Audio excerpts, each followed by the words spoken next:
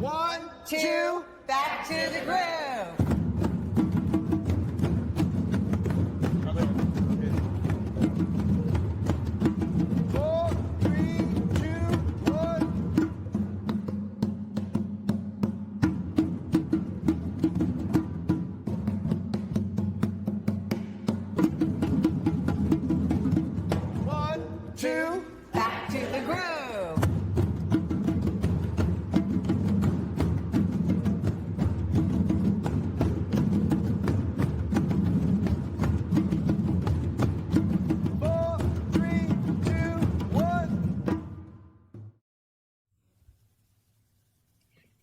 Welcome, everyone. Welcome to the Disastershock Arts and Recovery Reporter's Notebook. First, what I'd like to do is to introduce our audience to our community, then to define the frame for our interview today, and then welcome our esteemed guest. The Disastershock Global Response Team is an international humanitarian relief organization dedicated to providing psychological first aid resources to children and family affected by disaster-related stress. We are an interdisciplinary team. Our materials have been translated to over 20 languages.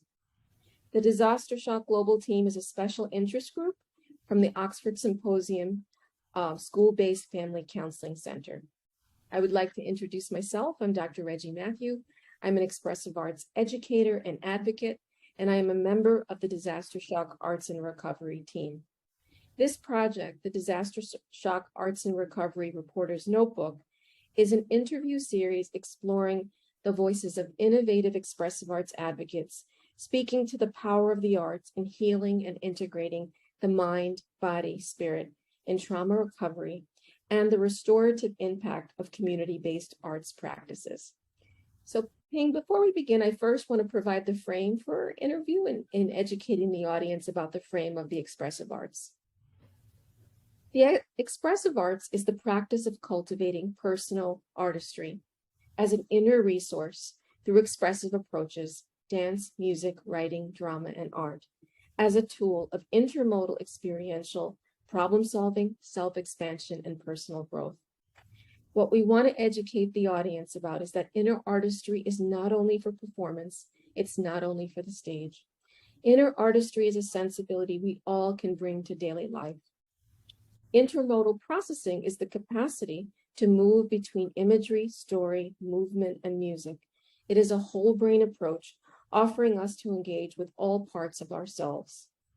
It is a multisensory tool which can support our inner journey in metabolizing the complexity of our lives, reimagine new possibilities, and open pathways to hope. I am honored to invite here today the second in our series, the founder and director of UCLA Arts and Healing, Peng Ho. UCLA Arts and Healing is an organizational member of the UCLA Collaborative Centers for Integrative Medicine, which promotes education, research, and complementary alternative and integrative approaches to health and well-being. It is supported by the Arts and Healing Initiative, a nonprofit organization established for this purpose. Welcome, Ping. It's an honor to have you here today. It's an honor to be here. Thank you so much for everything you're doing for the world. So my first question is that one of the most cherished values for me in the world of the expressive arts is the idea of the intermodal invitation, that there is no hierarchy of how someone can enter a space, process the content of their inner life, and engage with one another. Mm-hmm. And that to me is the one distinct gift and strength of UCLA Arts and Healing. Your organization offers that intermodal invitation. It is accessible to all levels of ability, and you're mindful of the cross-cultural nature of arts work, that arts traditions exist around the world. And one of your values I've learned from your organization is that the arts should be affordable, accessible, and sustainable. Can you tell us a little bit about the guiding philosophy and principles of what frames UCLA Arts and Healing as an organization? Thank you so much. A major guiding principle is that, as you were mentioning, the arts should be accessible to all, that they possess innate social emotional benefits that can be enhanced by adding some simple mental health practices, and that mental health is not something that should only be accessible to those who have the finances and the wherewithal to figure out how to get the help. It should be everywhere. It should be in recreation centers. It should be in schools. It should be in healthcare, all the places where people travel, so that there's a public health safety net for everyone on the planet. And I have a personal belief that a lot of effort should be placed on supporting children, because they're our future, and we can prevent so many problems from happening if people can early on learn self-care and learn how to connect with others. So can you tell me a little bit about this broad offering of UCLA Arts and Healing? You have in-person, you have now an entire remote program through HOPE, which has been accessible around the globe. And you also have arts offering across modalities. Can you educate a little bit the audience about the structure and the sort of the offerings of the organization? Absolutely. Thank you so much. It's been a layering process from the beginning. I would say more than 10 years ago, when I put a toe in the water, I discovered that there were no visible places where people could find the access to this work. They existed, I ended up discovering. However, they existed in little pockets that were not connected. So it was hard for people to find opportunities to seek to develop their own well-being through the arts. And over time, we tried lecture series, workshops. The hallmark of our work is it's experiential, because that is the best way for people to learn. Another element is we provide scripted materials as much as possible, or structured educational opportunities for people to learn tools that they can actually take back to home or community. And that's the sustainable vision, that we don't want to create a dependency upon us as service providers. We want to empower the community to deliver their these opportunities to the people that they serve. So our materials are very scripted and structured. When we develop a program, we develop materials that actually help people know how to deliver it with relative integrity, regardless of where their professional backgrounds lie. So, and we also we do a lot of program evaluations so that we're continuously improving the quality of what we offer. And we are making a concerted, targeted effort to diversify not only our instructional team, but also the people who access and utilize our services. So we never turn anyone away for their inability to pay. We find ways to work with people so that they can have the opportunities. And again, the goal is to serve, to maximize service by serving those who are serving others. I think that's probably the best description. And I notice that's something we have in common with Disastershock, because you're providing mental health support to those who are in situations, I call it the front lines of need, wherever they may be. And so we are definitely very aligned in that vision. So in terms of the scripted program, there's the Dance for All program, there's the Beat the Odds program, there's the Hope series. So what I'm hearing is you do bring in experts who come in and then can conceptualize the arts in an accessible way, but I'm also hearing that there's this sort of more hidden mission of helping people return back to arts as a mental health practice. Yes, actually, thank you for bringing that up, because I actually believe that the arts as a healing practice will be the next major healing practice to be adopted by the public. And the reason for this is because there are things that the arts can do that other practices have a difficult time achieving. And I'll give you some examples. And actually first want to quote Renee Emuna, and I'm apologizing if I'm mispronouncing her last name. She was a past president of the North American Drama Therapy Association, and she used to say that the arts enable us to basically transcend or break through barriers that exist in other places. I actually am not quoting it correctly, but it enables us to achieve things that can't be achieved in other ways. And for example, this ties into the public health vision of the fact that we have a lot of intractable problems right now. There is loneliness, there's trauma, there's intolerance. When we take a look at end of life, there's end of life care issues, there's chronic pain. And now, as a result of the pandemic, we're realizing how much social isolation there is. And all of these things have disconnection at their core, either disconnection to self or disconnection to others. And the arts are uniquely powerful at building connection with a backdoor approach. It's not in your face. And that because people have typically had some experiences with the arts, it feels like a non-threatening entry to connection and self-disclosure, both of which are key for overcoming these disconnected feelings. And they don't bear the stigma of therapy. So we could weave therapeutic tools into it without creating inaccessibility because of resistance to getting help for one reason or another. There are cultural resistances, there are legal resistances, there are financial resistances. And so it ends up making mental health accessible to everybody in a way that feels, I say, organic. That one can develop great insights without being told, oh, this is for developing insights. And you can meet people where they are, which is a fundamental principle in public health. Start where they are. So maybe they're just comfortable with dropping in and chatting while they draw, at the very simplest level. No agenda, just being there and letting someone have a quiet moment.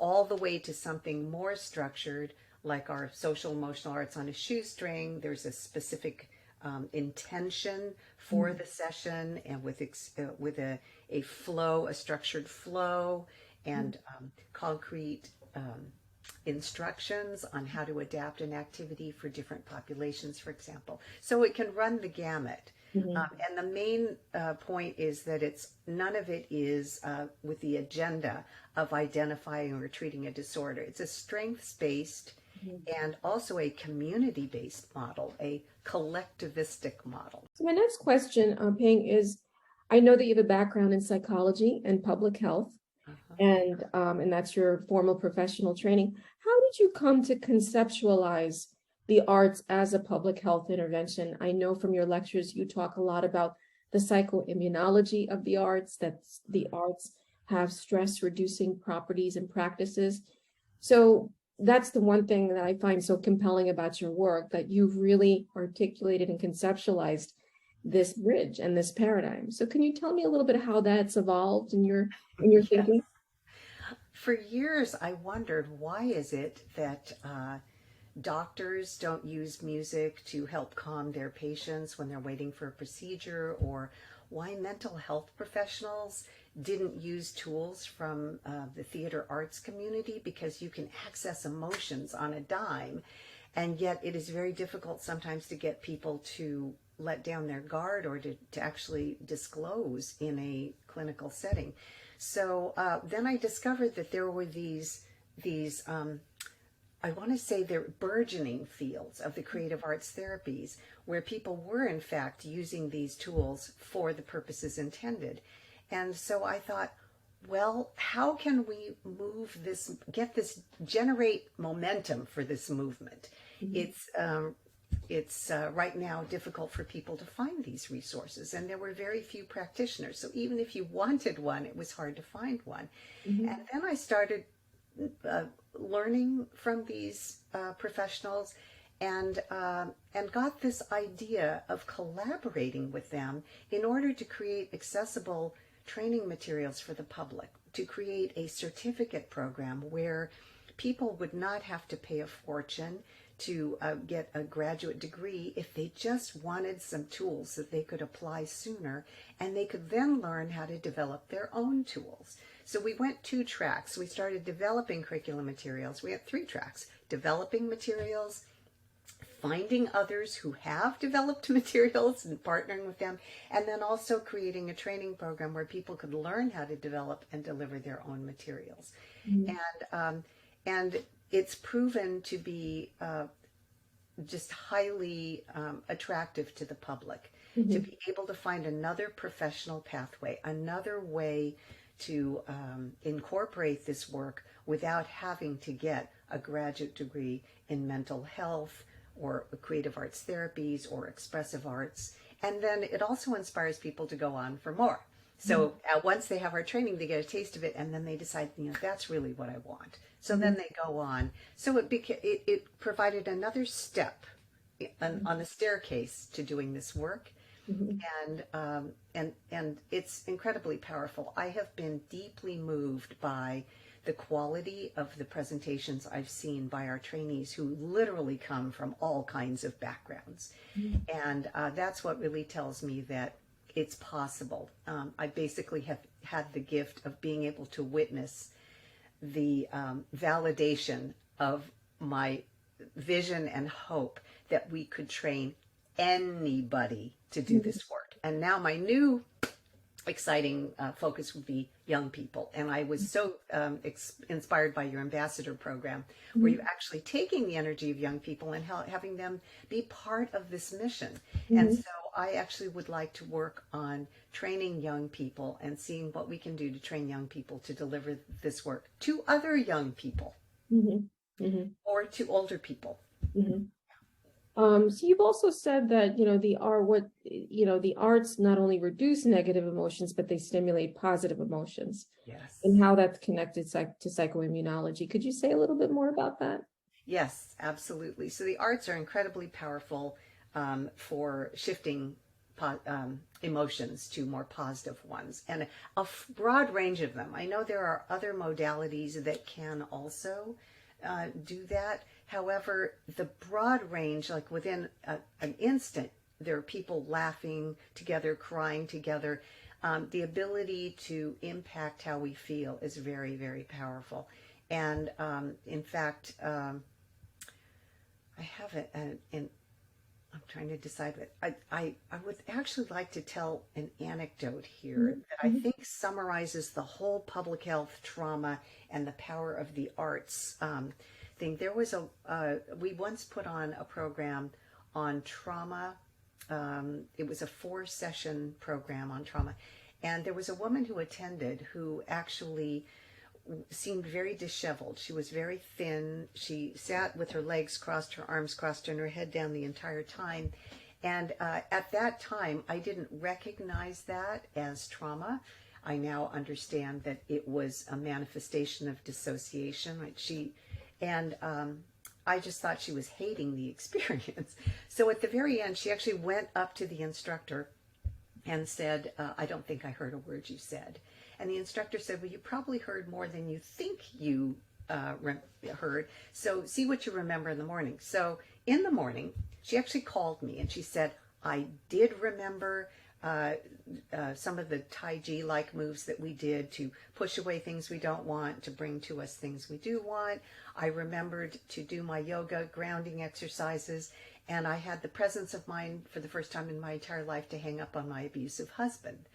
So the week after, she came to the next session and she tried to tell her story, and no sound could come out. Her voice was literally it was silent. She was mute. She could not say things, and tears streaming down her face.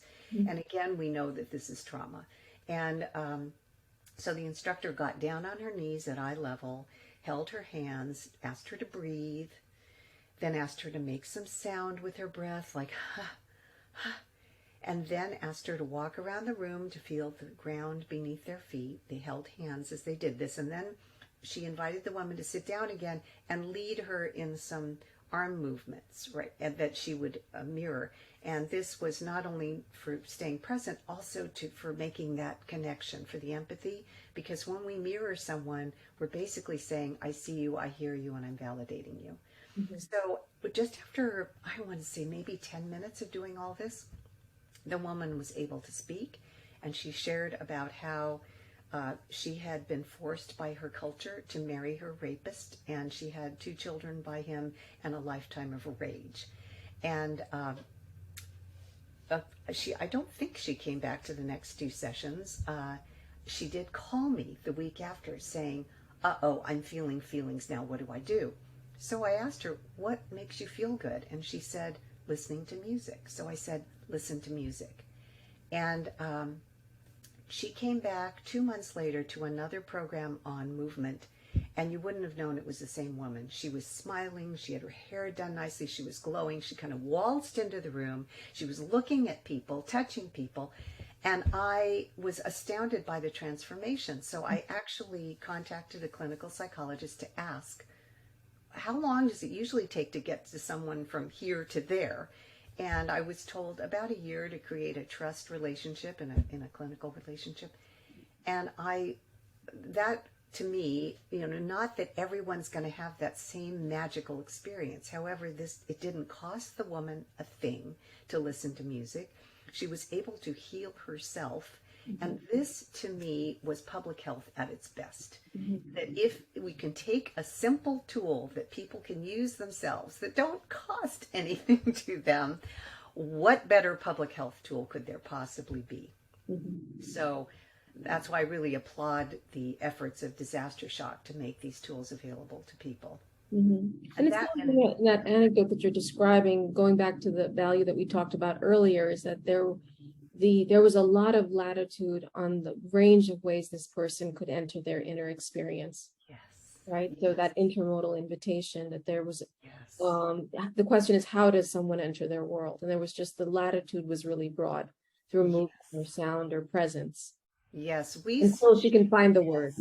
Absolutely, because some of us connect to some art forms more easily than others. And it's really sad, but we all have a body and we all have a voice, and those are the two points of entry that are often most difficult for people, because we feel very vulnerable. So there's definitely ways of, and this is where the expertise comes in, there are ways to invite and to engage without it feeling so excessively vulnerable. And I do know that that the challenge of the arts in general, I'm often asked by colleagues, to help out with a student, for example, who's unable to perform in a class. And I always know it's going to boil down to trauma, that the activity that they're being asked to do is triggering them. So having intermodal methods is the perfect solution for that, because if one activity is triggering, another activity might not be, and you could still follow the same process. So Ping, what I love about your teaching is that you're able to beautifully articulate. You're a bridge builder. You're able to articulate and speak the language of mental health, of medicine, of the arts. So I just want to review some of the things that you've shared in different presentations on how the arts contribute to a holistic picture of health.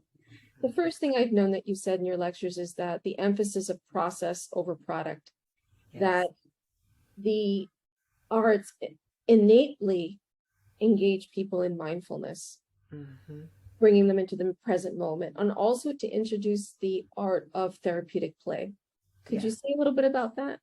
Yes, actually, I'll address the innate social emotional benefits of the arts. So one of them is the ability to engage a lot of the brain, right? So when the brain is engaged, we crowd out, quite literally crowd out room for stress. And that enables the upper brain to reconnect and to function more effectively. In that is the part of the brain that enables us to have an appropriate interaction with another person, or to make a clearer decision, or to solve a problem, or to think logically, cause, effect, and all the things that we value as human beings. comes from the upper brain. The lower brain is protective. So when we're protecting ourselves from threat, it interferes with the best parts of being human. And and the arts provide us with a nonverbal pathway for communication. So when we are stressed, traumatized, or maybe we have a disability, or maybe we come from a culture where we can't communicate, or maybe we don't speak the same language. When we have speech impacted, then it gives us another pathway. And fortunately, nature has designed us so that if we are in a threatening situation, we still have our auditory, our visual, and our movement centers active, because that's what protects us. That's what we can see what's going on. We can hear what's going on. We can get away from something that's threatening. And so we can capture those abilities that we still have when we can't communicate, and communicate through these other modalities.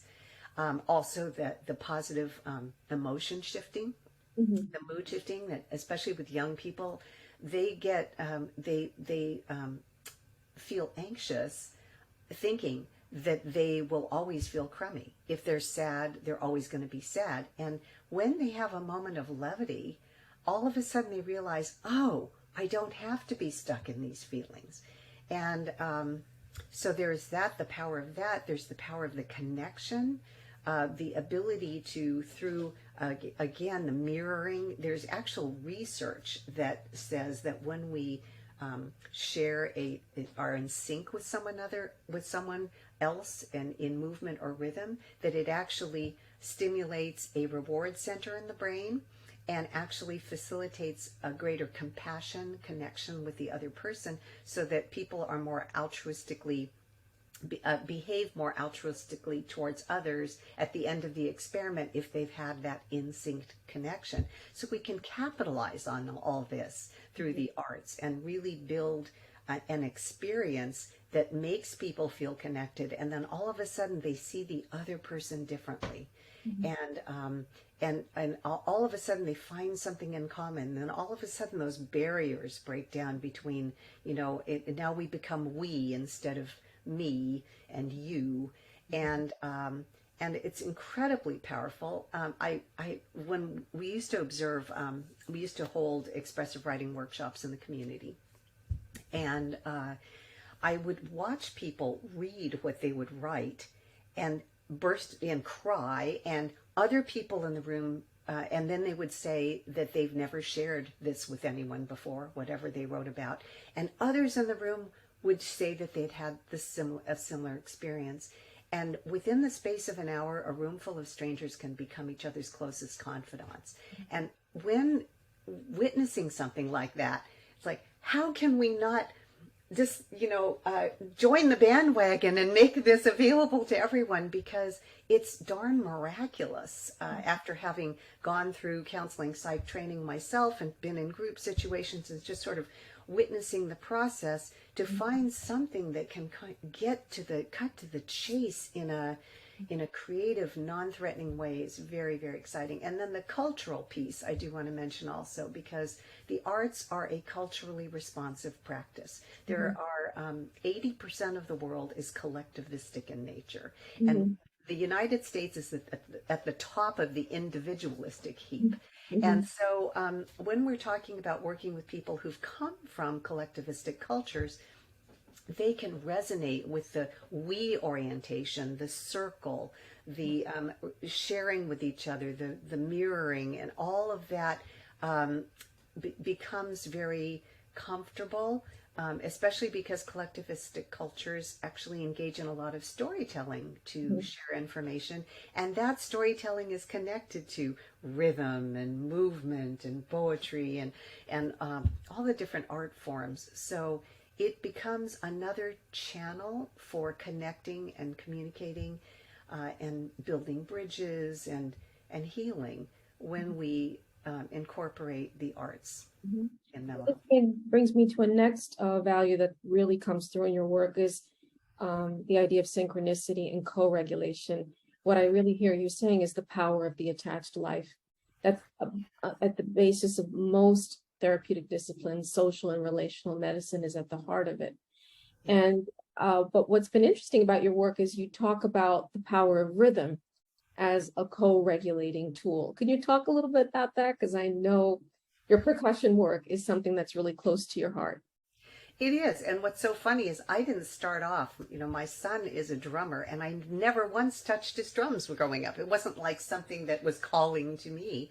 And I had an opportunity to do a research study, and that totally opened my eyes to the possibilities, because what I saw with drumming is so primal. It is something that everyone can do, and even people with disabilities, everybody can do drumming.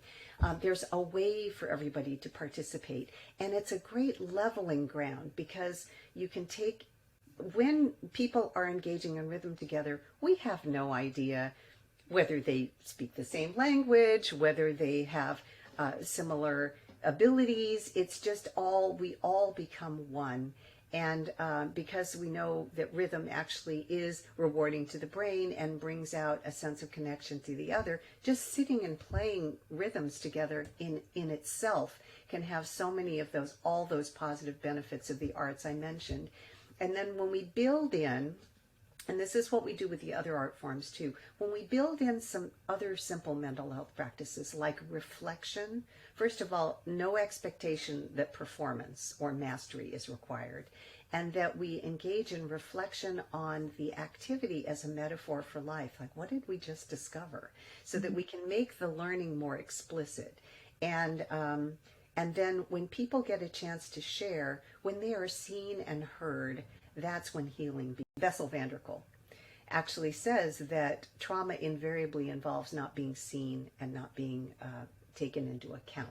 So when we enable people to be seen and heard in a very organic way by sitting in a circle, so we're literally seeing each other and we're literally hearing each other, that it is a way for people to start to value themselves and to feel validated and to feel connected.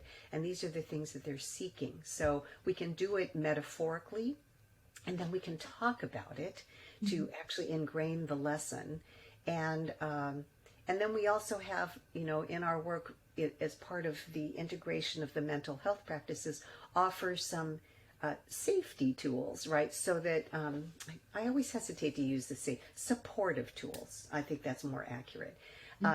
So that if someone is having a hard time, like someone gets triggered, what can we do for them? And empowering people to know different ways to approach that without calling them out individually. Again, everything is collective, including our response. I did notice that one of the videos on your website really talked about subtly and supportively giving feedback to people, unlike what we often hear in classrooms. Johnny, the yelling, the calling out of the person's name. Everything needs to be respectful of the person and to support their sense of self. Because so many people have experienced trauma, we need to approach everyone in a trauma-informed way. I think that is really the key. It's not about approaching traumatized people. It should be everyone, because everyone has something in their lives that has been hurtful and that triggers them, and it may not be at the level of trauma. However, everyone deserves to be treated in a trauma-sensitive fashion. The trauma-informed approach always begins with safety, and that's the bedrock of any kind of entry point. Yes. And positive, and strengths too, the strengths-based concept, helping people find their resilience and to be able to hear and think positive things about themselves and others. All of those are skills that are teachable. And we do that through the drumming program. The next, I would say, contribution in the holistic picture of how the arts contributes to health is the power of metaphor. So the Latin definition and origin of the word metaphor is to carry across. So can you say something about that, what you've witnessed in the power of metaphor of these tools in the work that you've seen in the organization? Yes. Let me think about I have some anecdotes that Well, I'd actually like to share a couple of things that I think that in the drumming work that represent the possibilities. I have witnessed, I have been actually been given testimonials by educators who have used our drumming program working with middle school students, for example. And what they tell me, for example, we have them play some rhythms to affirmations, which helps ingrain the affirmations in mind. And one of the affirmations that one of the teachers used was, I am special, I am valuable. And right after the kids played this an affirmation and discussed the meaning of it, they left the room, and the teacher witnessed one person bullying another.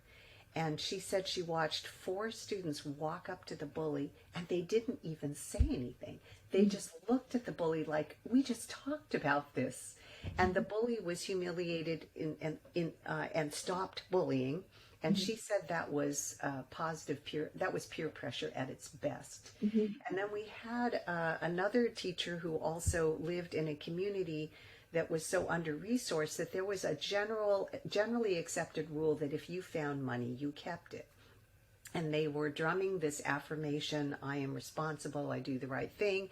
And one student found a dollar bill on the ground and said, I think this probably belongs to the custodian. And he and a friend went to go find the custodian. When they came back, the teacher acknowledged him with this, they call it crazy long rumble, the really rapid beating of the drums. And she said this child was just beside himself with the acknowledgement and the validation, and that she said, you know, we're honoring Alex today because Alex chose to do the right thing.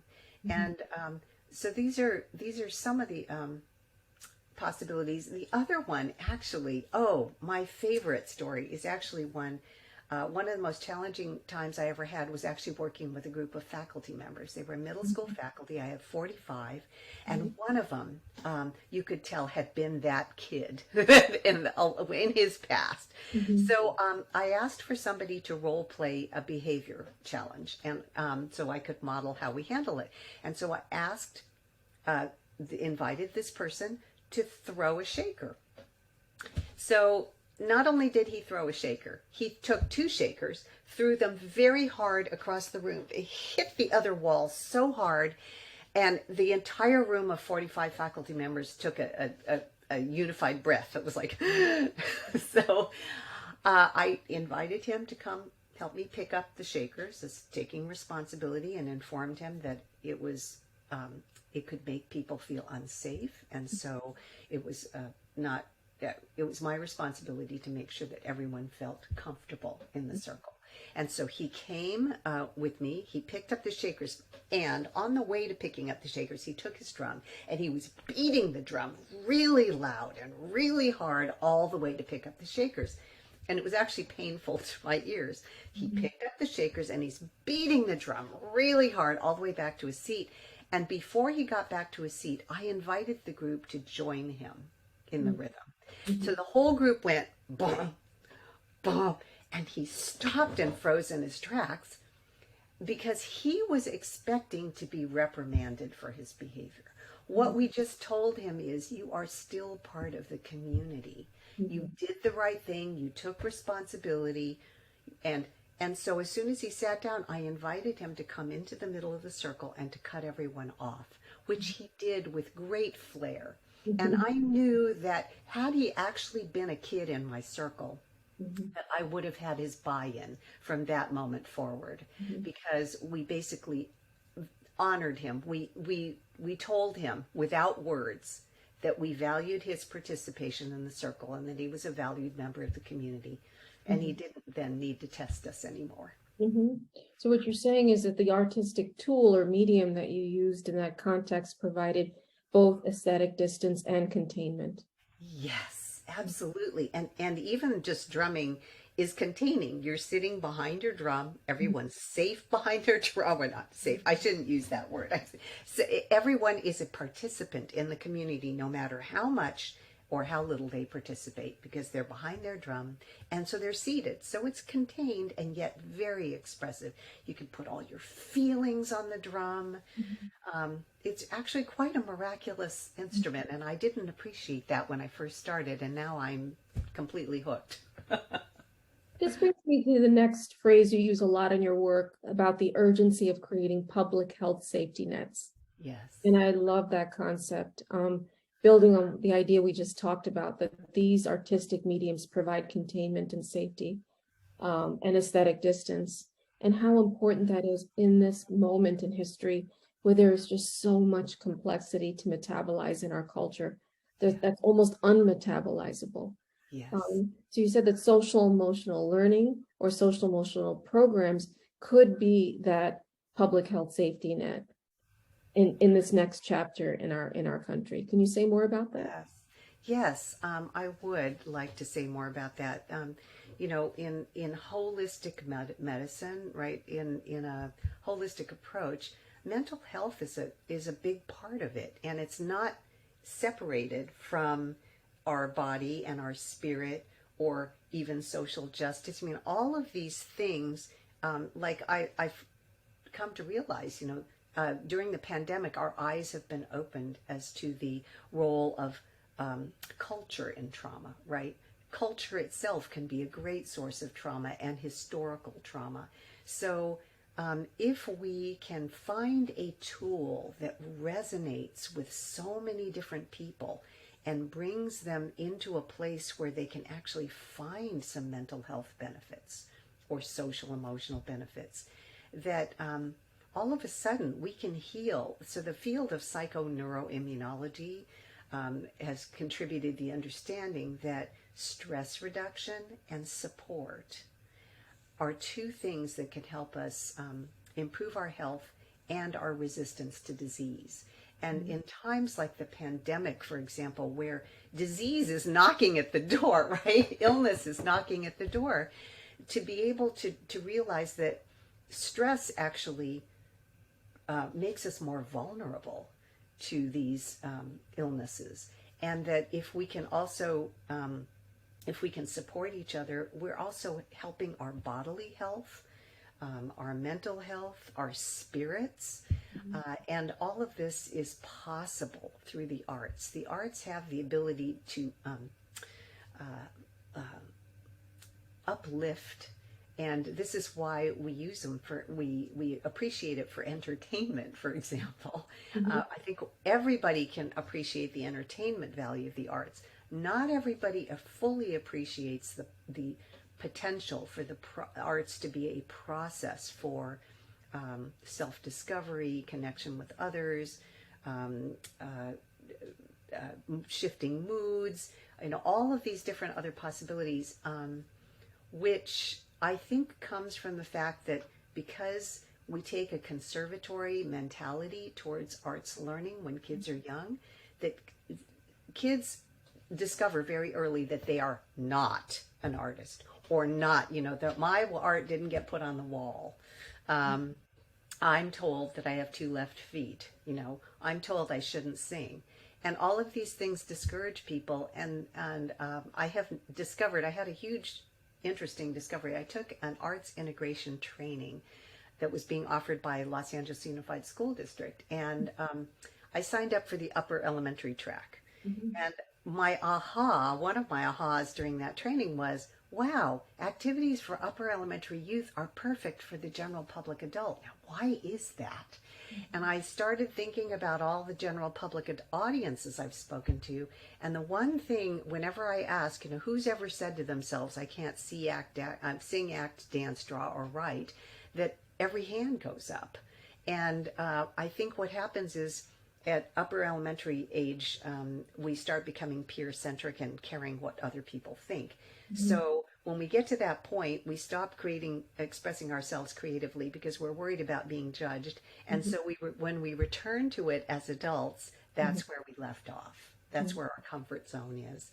And so we have a lot of healing to do in the public about their ability to participate, and the messaging that the arts can be a process, it's your birthright, you can do it, is also an important one in helping people to adopt these practices. Well, that's a beautiful thought. The idea that arts is your birthright. What I'm hearing you also saying is reintroducing the arts as an innate processing tool. But also what I'm hearing is you have a very strong community mental health perspective, a community access perspective. And here we are in this moment historically of a profound cultural reckoning, of a lot of cultural pain. And it sounds like the kind of work you're also talking about also offers the opportunity for true meaningful intersectionality, for people of all backgrounds to interact and engage with each other in a safe and boundaried way. And how often do we have that kind of opportunity? Yes, it is so incredibly true that there's been an awakening of the problem. I think most people are generally aware of the challenges that we face systemically and interracially, interculturally, and yet the solutions are not so clear.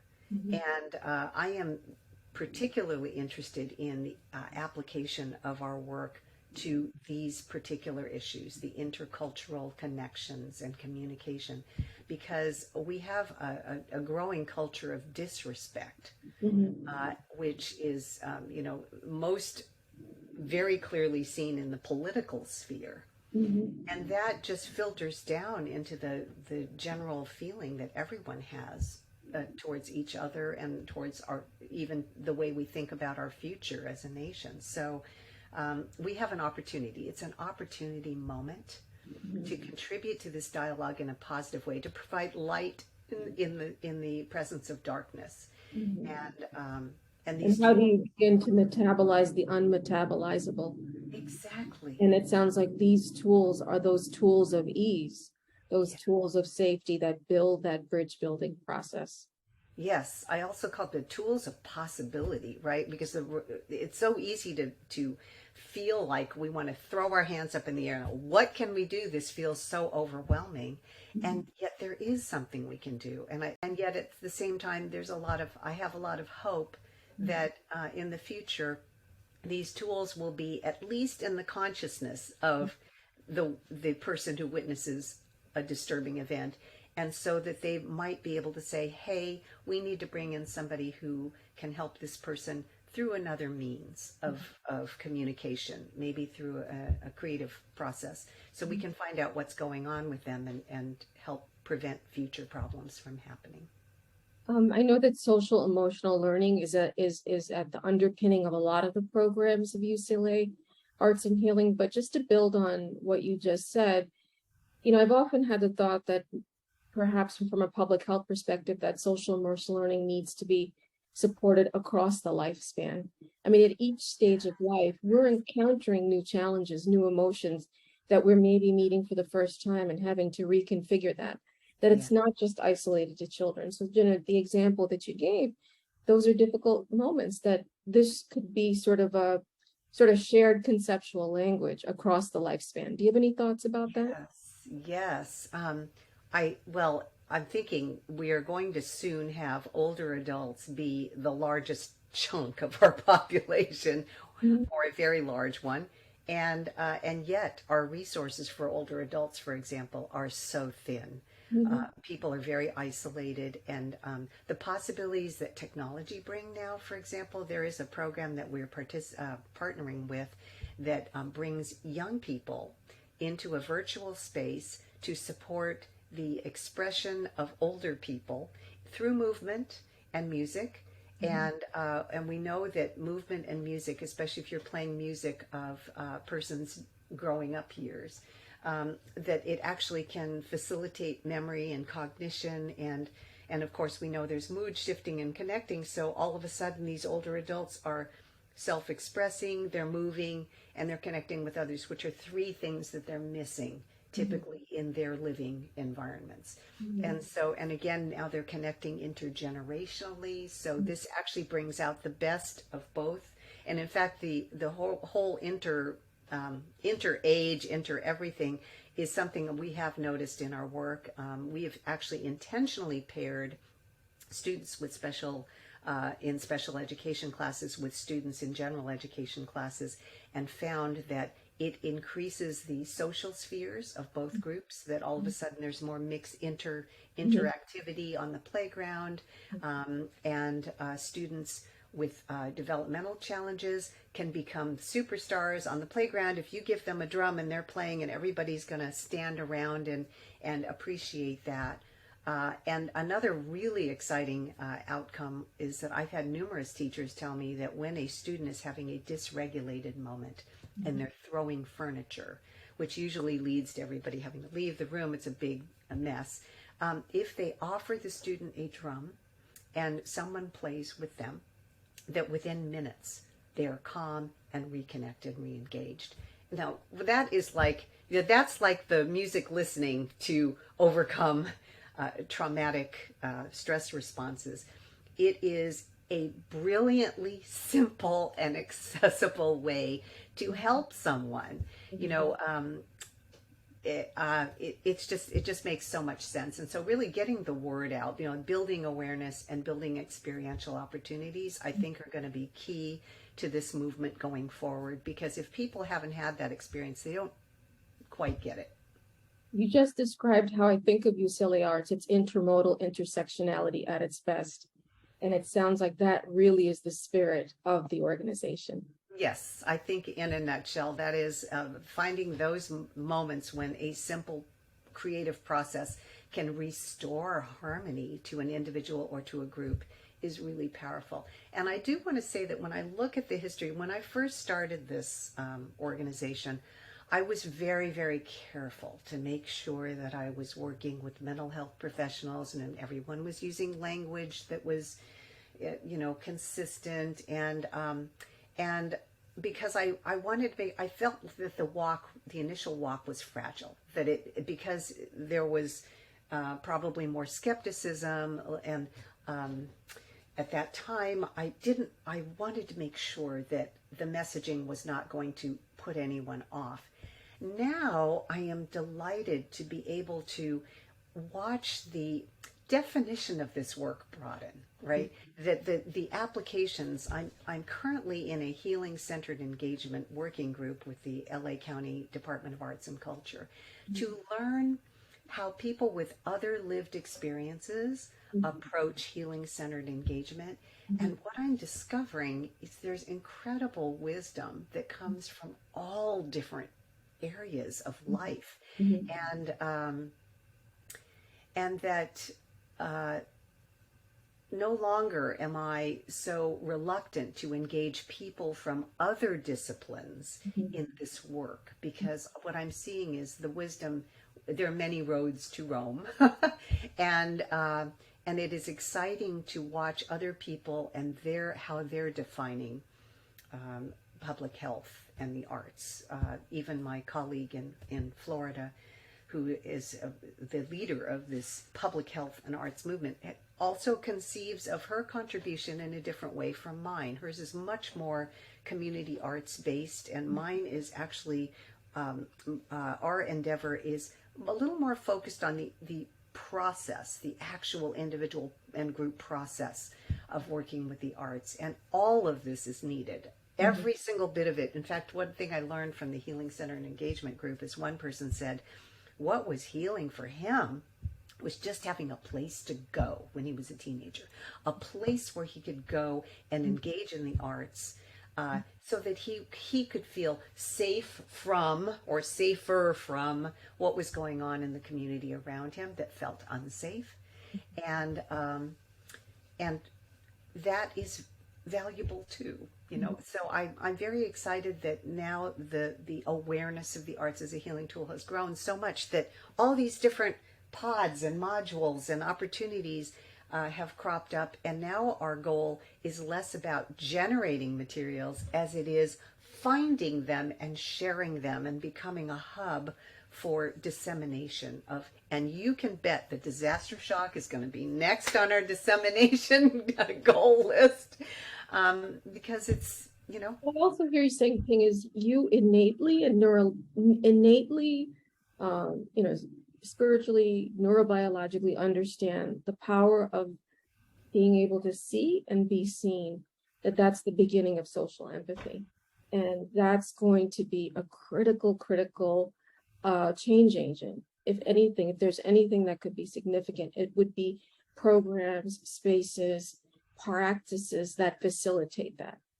Yes, and I'd like to pick up on what you're saying, and that the collective, when I was mentioning collectivism, even the learning process, the facilitator in our work, and I know in yours too, is part of the collective group, and that we listen, we not only hear and see each other as individuals, we also are responding to each other. So the facilitator isn't supposed to represent the power figure who's going to tell you how to do everything. The facilitator, we use the word facilitator because we're facilitating insights from the members and responding to their needs. Just as in one of the videos on your site was talking about what is a trauma-informed middle school look like. Mm-hmm. And it is where students feel that they are heard because their needs are responded to, the challenges they put forth. So one of the things I'm discovering that's so exciting about the work is that we're a little microcosm of the world right now, and that we are learning to listen to each other and to respond in thoughtful ways that are supportive. And that is exactly what we're trying to build in the greater community. So learning to listen and learning to take criticism, learning how to deliver it in a way that can be heard, and learning to receive it in a way that is valuable is also the facilitator in our work is also an active member of the learning community, and that's what like there's a real commitment to co-creation. Yes, Mm-hmm. absolutely. It's a collective process. Yeah, and that everyone has their lived experience, that they're beginning to sort of cultivate this integrated narrative. Yes, and we need to be ready at all times to let go of whatever it was that our plan was, and to have another plan in mind, or to invite the participants to initiate an idea, and that is all part of the supportive process to validate basically ideas that are offered in supportive ways, and to find things to validate on purpose. That we're basically calling the notion of calling in instead of calling out, to be able to call, to give recognition to the positive things going on rather than the negative things. Mm-hmm. This is felt more like an unfolding to me.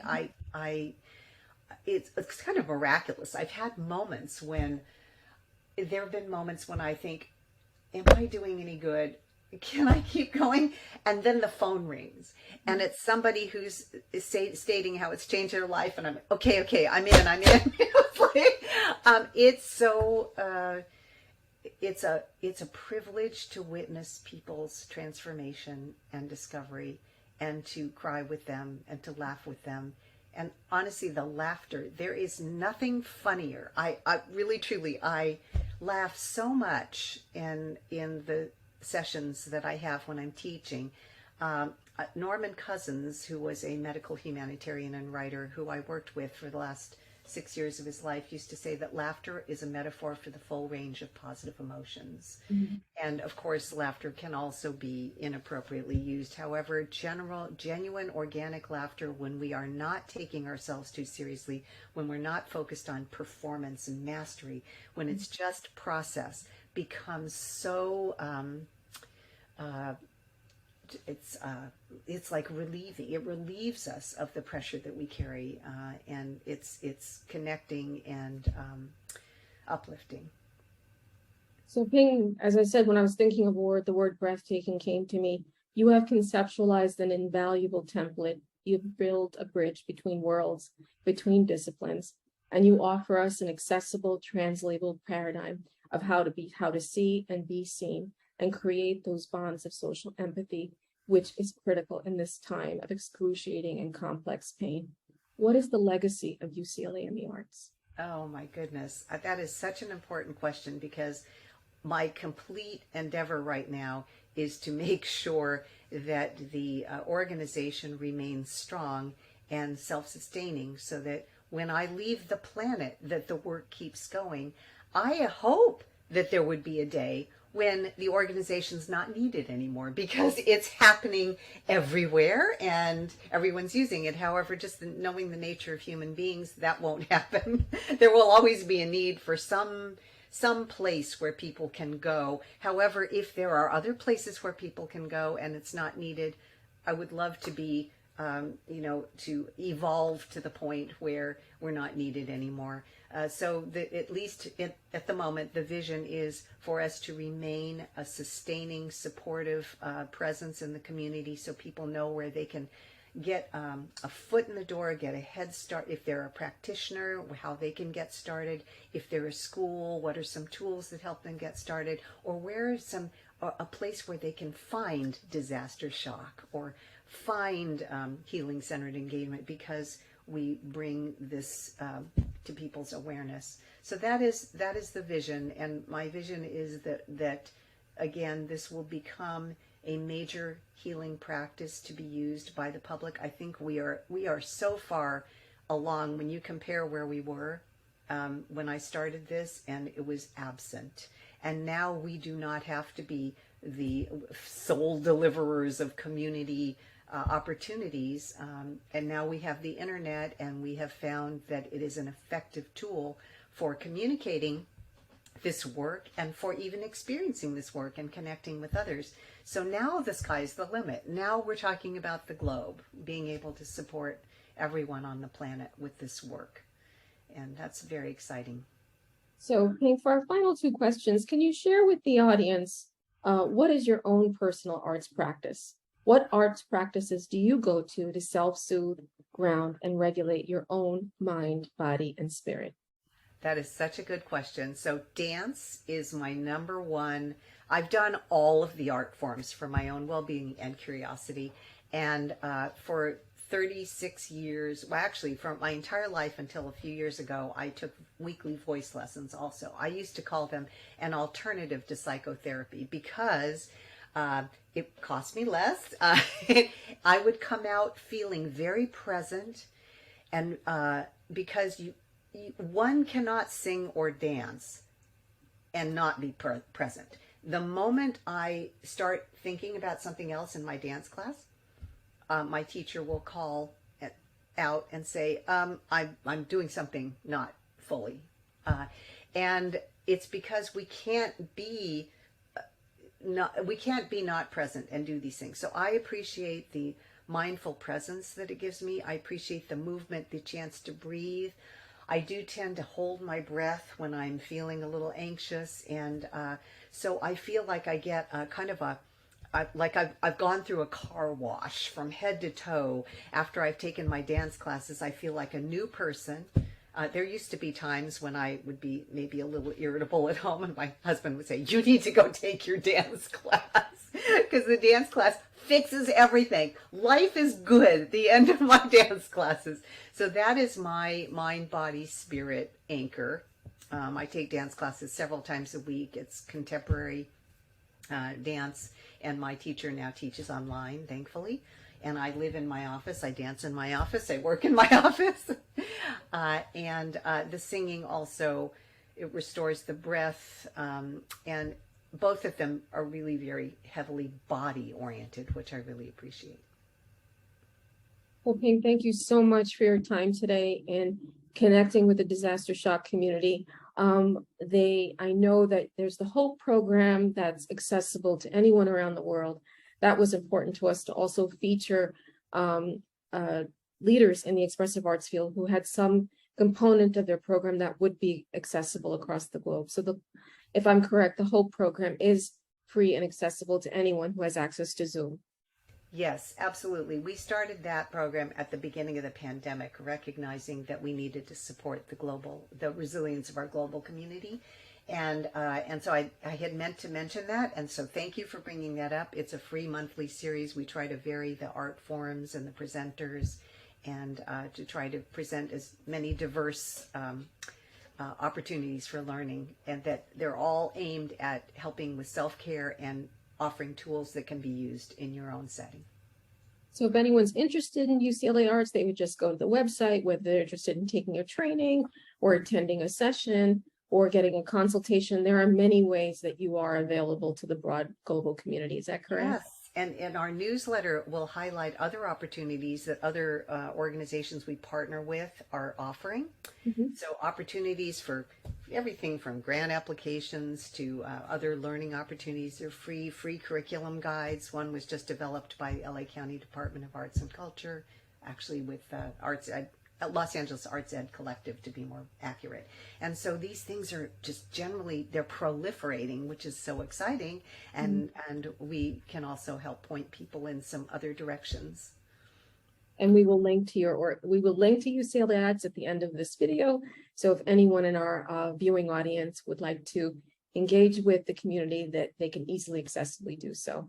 And we will also link to Disastershock so they can access, because people are asked sometimes for resources on trauma. And this one is, every link I clicked on your site was like, wow, this is wonderful. Short video clips that get right to the point, and publications that are downloadable, and even instructions for how to disseminate the information if you're an ambassador. So inspiring, and I'm deeply grateful for you inviting me to do this and then building my awareness of everything you're involved in, Reggie. It's really beautiful. Well, thank you, Pin. It was an honor to be with you today, and this framework and this paradigm, may it live long and then flourish. Oh, amen.